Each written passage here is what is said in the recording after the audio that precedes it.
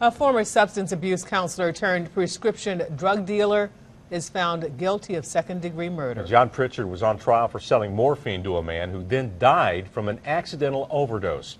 Pritchard will serve at least 15 years in prison. News 13's Kimberly King is streaming live at the Yancey County Courthouse. And Kim, this is an unusual case.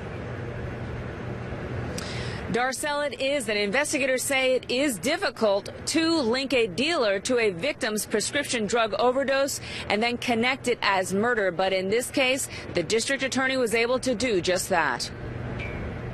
Well, he was fun and loving. He cared about a lot of people. Jonathan Whitson had much to live for. The 29-year-old father-to-be lost his life accidentally overdosing on morphine. I knew he was using pain pills. But his father, Russell, had no idea his son was shooting up morphine bought from John Pritchard, who got the prescription for himself.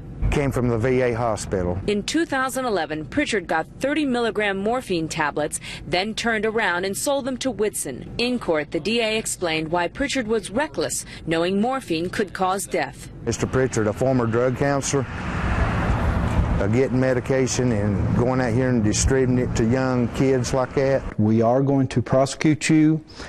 This is not a crime that we take lightly. Sheriff Gary Banks says the guilty verdict sends a message to dealers. The North Carolina murder statute deals specifically with them. That if someone is going to distribute a controlled substance, illegal drugs, into the community, and then somebody ends up dying from the use of those drugs, then the person who distributed those drugs is going to be guilty of second-degree murder. He kept his head hung down. He wouldn't look around. That was how Russell says Pritchard looked in the courtroom. Yesterday, Pritchard was offered the chance to plead to a lesser charge of manslaughter, but he did not. And I think Mr. Pritchard thought that the jury wasn't going to find him guilty. And he was going to take that chance. He won't be on the street no more selling.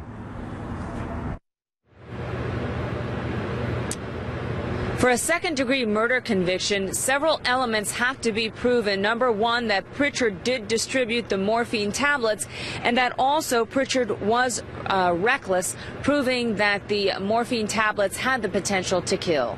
Reporting live in Yancey County, Kimberly King, News 13.